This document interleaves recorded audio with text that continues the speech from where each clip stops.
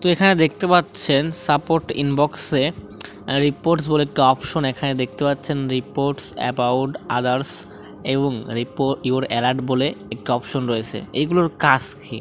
এইগুলোতে যদি আপনার এরকম রিপোর্ট দেওয়া থাকে তাহলে কি আপনার ফেসবুক অ্যাকাউন্ট নষ্ট হয়ে যাবে বা আপনার ফেসবুক অ্যাকাউন্টের কোনো ঝুঁকি রয়েছে নষ্ট হওয়া? বিস্তারিত সম্পর্কে আজকের এই ভিডিওতে আলোচনা করা হবে। এই জন্য বলছি ভিডিওটা না টেনে একদম লাস্ট টু ফার্স্ট দেখবেন। আজকের এই ভিডিওতে আপনাদেরকে সকল কিছু বুঝিয়ে দেওয়া হবে আসলে এই অপশনটার কাজ কী বা কি করে এই অপশনটা।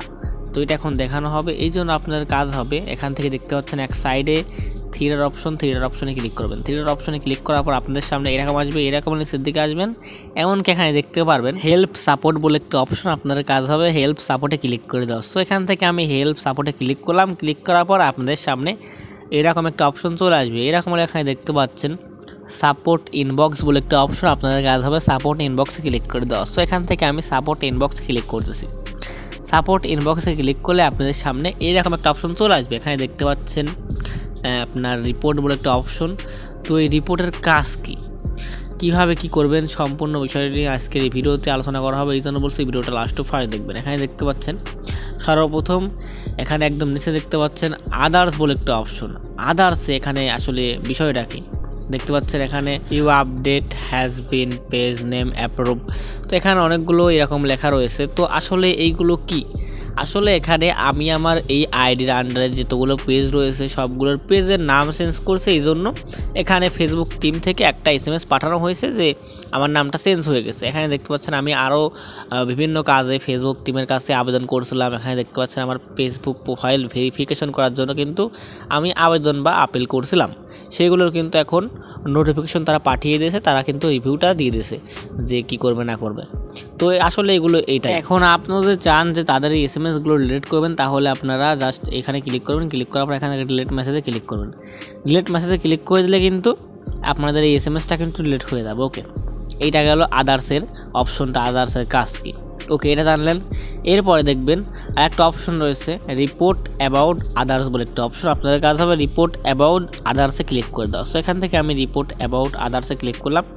ক্লিক করার পর দেখতে পাচ্ছেন এখানে কিছু অপশন রয়েছে দেখতে পাচ্ছেন। আসলে এই অপশনগুলো কী বা কী হয়েছে না হয়েছে, এখানে দেখতে পাচ্ছেন কিছু কিছু লোকের ফেসবুক অ্যাকাউন্টের নাম এবং কি প্রোফাইল পিকচার দেওয়া রয়েছে। আসলে বিষয়টা কি এখানে হচ্ছে, আপনি যাদেরকে ফেসবুক থেকে রিপোর্ট করেছেন তাদের কিন্তু এখানে ফেসবুক আইডি বা তাদের ফটোগুলো কিন্তু শো করতেছে। এখানে যেমনটা দেখতে পাচ্ছেন আমি কিন্তু যাদেরকে রিপোর্ট করেছিলাম তাদের সেই রিপোর্টটা ফেসবুক থেকে কিন্তু রিভিউ দেওয়া হয়েছে যে তাদের আসলে আমার রিপোর্টটা সঠিক ছিল না ভুল ছিল, সেইগুলো আর কি ফেসবুক টিম যাচাই বাছাই করে এখানে পাঠিয়ে দিয়েছে। ওকে, আশা করছি আপনারা বিষয়টা বুঝতে পেরেছেন, এইটার কাজ বুঝলেন। এবার এখান থেকে ব্যাকে চলে আসবেন। আশা করছি এখানে আর আপনাদের কিছুই বুঝতে হবে না, এখানে কিন্তু কোনো ধরনের সমস্যা হবে না। তো এই দুইটাতে কোনো ধরনের সমস্যা আপনাদের হবে না। এখন সবচেয়ে গুরুত্বপূর্ণ একটা সেটিংস আপনাদের দেখাবো। এখানে দেখতে পাচ্ছেন ইওর অ্যালার্ট বলে একটা অপশন, আপনাদের কাজ হবে ইওর অ্যালার্টে ক্লিক করে দেওয়া। সো এখান থেকে আমি ইওর অ্যালার্টে ক্লিক করলাম। ইওর অ্যালার্টে ক্লিক করলেই দেখতে পারবেন এইরকম একটা অপশন চলে আসবে। এখানে দেখতে পারবেন অনেকগুলো ফটো বা ভিডিও এখানে শো করবে, যেগুলো আপনারা পূর্বেই আপনার ফেসবুক অ্যাকাউন্টে আপলোড করেছেন কিংবা স্টোরি দিয়েছিলেন, সেগুলো কিন্তু এখানে শো করবে। আসলে এইগুলো কি? এইগুলো কিন্তু অবশ্যই আপনাদের জন্য ক্ষতিকর। যেমনটা দেখতে পাচ্ছেন ফার্স্টে আমি একটা স্টোরি দিয়েছিলাম, এই স্টোরিতে আমি একটা মিউজিক ইউজ করছিলাম, সেই মিউজিকে কিন্তু ফেসবুক টিম থেকে কিন্তু কপিরাইট ক্লেম দিয়ে দেওয়া হয়েছে। সেক্ষেত্রে কিন্তু অবশ্যই আমার ক্ষতিকর দিক আছে। এখানে যদি আমাকে তারা কপিরাইট ক্লেম বা কপিরাইট যদি কেউ স্ট্রাইক দেয়, ক্লেম যেহেতু দিয়েছে সেহেতু কোনো কিন্তু সমস্যা হচ্ছে না। যেহেতু আমাকে কপিরাইট ক্লেম দেওয়া হয়েছিল, দেখতে পাচ্ছেন কয় তারিখে দেওয়া হয়েছিল সেই তারিখটাও কিন্তু দেওয়া রয়েছে। আমার কিন্তু অনেক আগেই কিন্তু আমি এগুলো স্টোরি দিয়েছিলাম, সেখান থেকে কিন্তু আমাকে তারা কপিরাইট ক্লেম দিয়েছিল। কথা হচ্ছে আপনারা এখন এই কপিরাইট ক্লেমটা রিমুভ করবেন কীভাবে? রিমুভ করার জন্য আপনাদের কাজ হবে সেই ভিডিওতে ক্লিক করবেন বা ফটোতে ক্লিক করবেন। ক্লিক করার পর আপনাদের সামনে এরকম একটা অপশন চলে আসবে। এরকম হলে এখান থেকে দেখতে পাচ্ছেন একদম নিচে রয়েছে সি ডিটেলস বলে একটা অপশন, আপনাদের কাজ হবে সি ডিটেলসে ক্লিক করে দাও। সো এখান থেকে আমি সি ডিটেলসে ক্লিক করতেছি। সি ডিটেলসে ক্লিক করে দিলে আপনাদের সামনে এরকম একটা অপশন চলে আসবে। এরকম হলে একদম দেখতে পাচ্ছেন কন্টিনিউ বলে একটা অপশন, আপনাদের কাজ হবে কন্টিনিউ অপশনে ক্লিক করে দাও। সো এখান থেকে আমি কন্টিনিউ অপশনে ক্লিক করে দিচ্ছি। কন্টিনিউ অপশনে ক্লিক করে দিলে একটু লোডিং নেবে, তারপরে কিন্তু আপনাদের সামনে এরকম একটা অপশন চলে আসবে। দেখতে পাচ্ছেন এরকম একটা অপশন চলে আসবে। এরকম হলে আপনাদের কাজ হবে এখান থেকে আবার কন্টিনিউ অপশনে ক্লিক করে দাও। সো এখান থেকে আমি কন্টিনিউ অপশানে আবার ক্লিক করলাম। ক্লিক করার পর আপনাদের সামনে আবার এরকম একটা অপশন চলে আসবে। এরকম হলে আবার আপনাদের কন্টিনিউ অপশানে ক্লিক করে দিতে হবে। সো এখান থেকে আমি কন্টিনিউ অপশানে ক্লিক করতেছি। কন্টিনিউ অপশানে ক্লিক করে দিলে এবার একটু লোডিং নেবে। লোডিং নেওয়ার পর লোডিংটা আছে দেখতে পাচ্ছেন। লোডিং নেওয়ার পর আপনাদের সামনে এরকম একটা অপশন চলে আসবে। এরকম হলে এখন আপনাদের কাজ হবে এখান থেকে একদম নিচে দেখতে পাচ্ছেন রিমুভ ভিডিও বলে একটা অপশন, আপনাদের কাজ হবে রিমুভ ভিডিওতে ক্লিক করে দেওয়া। সো এখান থেকে আমি রিমুভ ভিডিওতে ক্লিক করে দেবো।